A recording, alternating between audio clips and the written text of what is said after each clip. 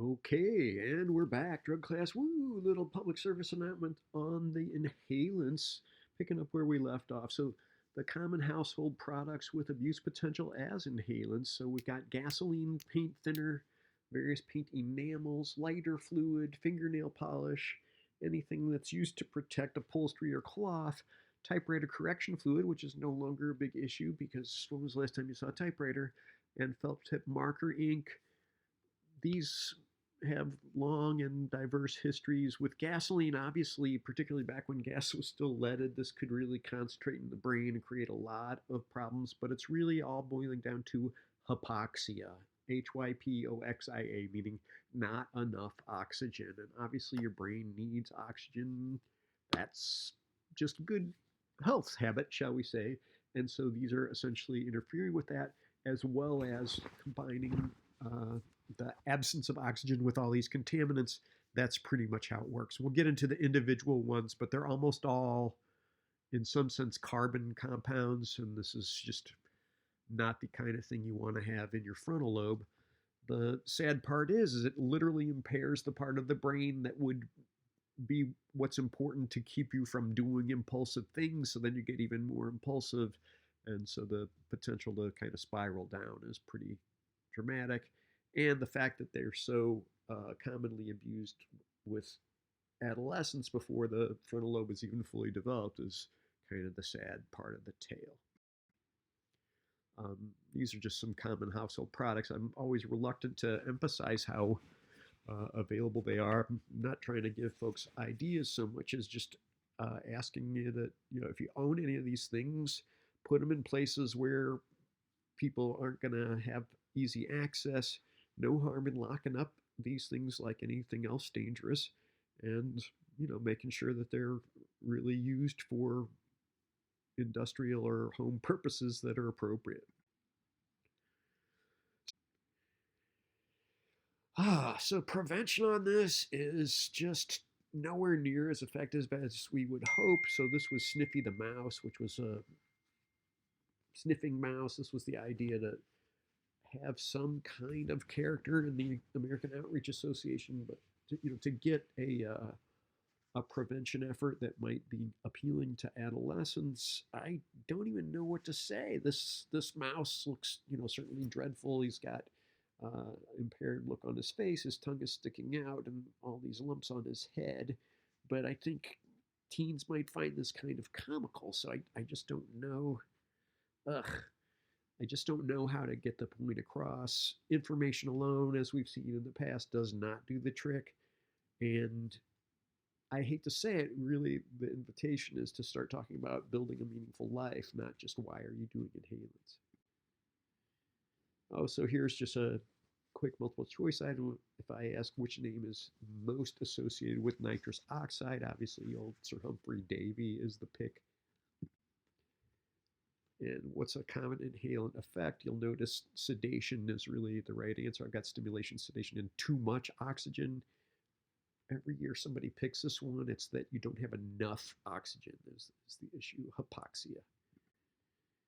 So what are the dangers? Well, it's strange because the chronic effects essentially are exaggerated cancer risk and dysfunctions in all the organs that are trying to metabolize this junk. So liver and kidney really take a beating, but also bladder, basically any place that's going to have contact with this. And then because the red blood cells are so involved, they're basically soaking up these things that aren't oxygen that they think are oxygen. You end up seeing red blood cells die. So then the bone marrow, which creates the red blood cells, ends up taking a beating. And so literally like increased fracture rates with long term and stuff like that. It's super scary. The behavioral consequences of euphoria, it's not always the euphoria so much as the passing out. So people do these and then fall down the stairs or fall on something sharp or hit their heads when they pass out, and just can be literally lethal just from that. Potential hypoxia and asphyxiation from huffing or bagging. So inadvertent asphyxiation, basically killing yourself because these are done in a setting where you can't get more oxygen. If you do pass out and die.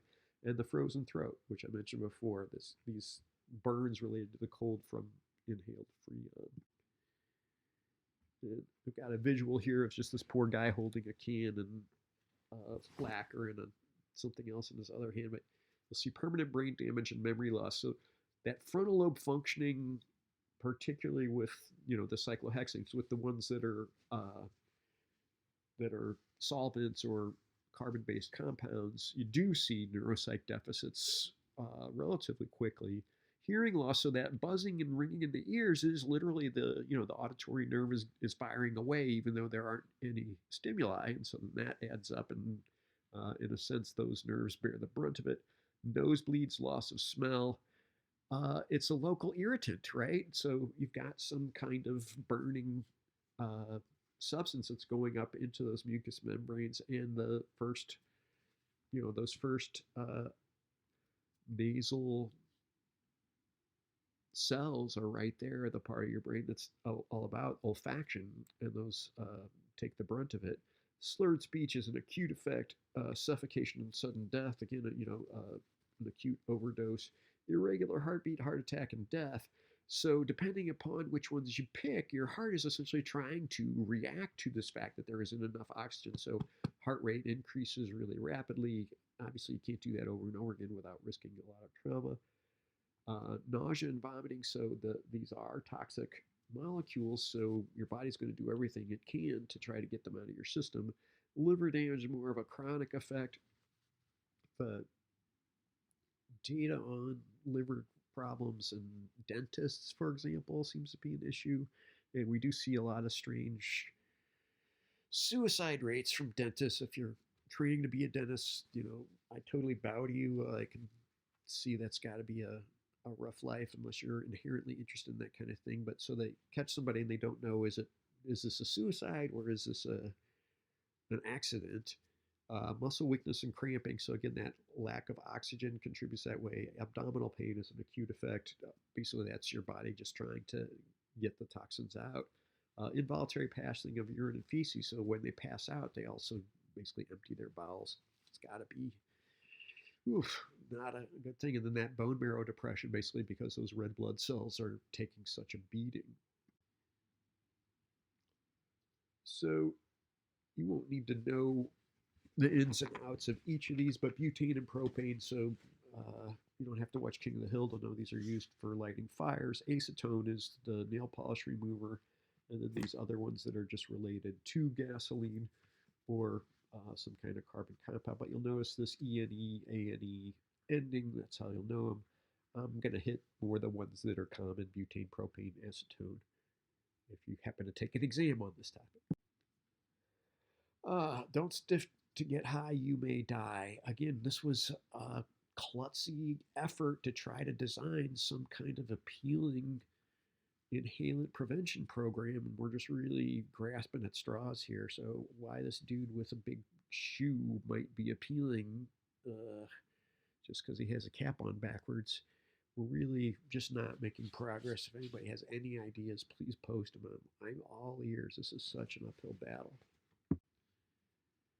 So sources of acetone nail polish remover is far and away. I mean, I probably have some in my own bathroom. It's just really convenient for dissolving all kinds of resin-based substances. But paint sprays, paint thinners, paint removers, all of those also have them as well. I can't even stand that smell. Like I can't have acetone open in my house. I'll vomit. So the thought of trying to huff it to get high kind of freaks me out.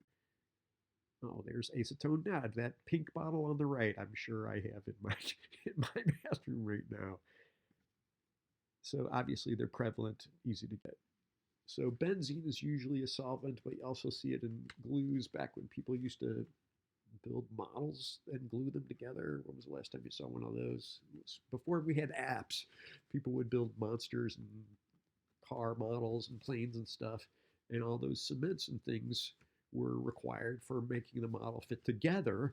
And then you had to, do them in a really ventilated room. And even if you were just huffing through your mouth, you'd still get the intoxication. It's not pleasant. I inadvertently did it just as a teenager.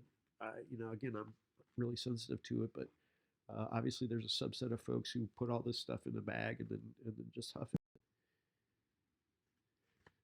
our other attempt at trying to make some gesture towards prevention. So here's a guy sniffing glue, and his cat is all passed out, and he's got gasoline open and stuff.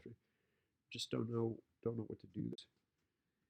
So this is literally almost 2 decades old now, but basically we're seeing the same patterns as seems to be prior to the age when they either start smoking cannabis or drinking alcohol. These are the high-risk kids who seem to do this. So incidence in older adolescents is actually lower than it is among the 8th graders. It's like they discover a harm reduction strategy in a sense, a more pleasant intoxication experience. So if we can just get the 7th and 8th graders to knock this off, I think we've got, in some ways, an effort there. And you don't need to memorize these numbers, just kind of know 8th grade is sort of when it hits, and then it actually decreases in high school. And then it seems to vary across different eras, but I can't make rhyme or reason of this. In truth, the last 15 years, it's been pretty steady. Same deal. This is from Monitoring the Future. I'm going to update this. So yet another Hoffman, we don't need to know the name, but his point is just socially and emotionally healthy juvenile casually experimenting with solvent sniffing does not bear any greater potential for heroin addiction than had he not sniffed solvents. All right, this does give something away in that it's almost always a he. The ratio of boys to girls on this is huge. Seems like younger girls have enough sense not to do this. But this was normative for quite some time, not in the sense that the majority of folks did it, but that this was not some kind of magical gateway. And making that argument actually hurts prevention efforts, because if you say, oh, if you sniff and glue now, you're going to do heroin later, everybody knows somebody who, happened to experiment with inhalants in 8th grade and didn't end up a heroin addict. So it's just not a good way to argue. So the nitrites, NITRITE, were essentially popular in underground head shop places and in the porn business and on the West Coast. The gay community got blamed for heavy use on these alleged enhancement of orgasm. Oh man, if your orgasms aren't good enough the way they are, it's come on, start paying attention and take your time. Like, you don't need to do this. And then this association between nitrites and Kaposi sarcoma. So before we had some of the better HIV drugs, you saw this even more commonly, that folks break out in these bruises all over their bodies as their immune function decreases. And they were trying to blame all that on poppers. In fact, in the 80s, when we didn't know, we thought AIDS had something to do with being Haitian. Like, just nobody knew what the hell was going on. A lot of folks were hoping, oh, it's just the poppers. But again, this is not a great habit for your immune system, but we're not seeing this as the source of those symptoms. And then these are just the crackers for the inhalants. So bottom line, take-home message, these are all going to interfere with the absorption of oxygen. Your brain is actually making you laugh so you can get more.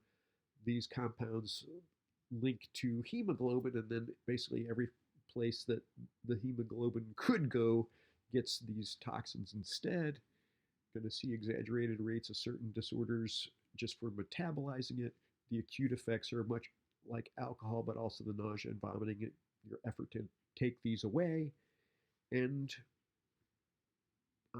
at a loss for how to improve prevention efforts. If you have any ideas, put something in the comments here. Email me at 420research@gmail.com. Anything we can do to make this less popular is really going to pay off. I will have this posted, and if you happen to be in the class and it's coronavirus time, I will email everybody. We'll get the test up on Thursday as it was scheduled. Or, sorry, whatever day it was scheduled, it'll be up, but you'll have a week to take it. Whew. Hang tough, guys. Love you. We're all in this together. Stay strong.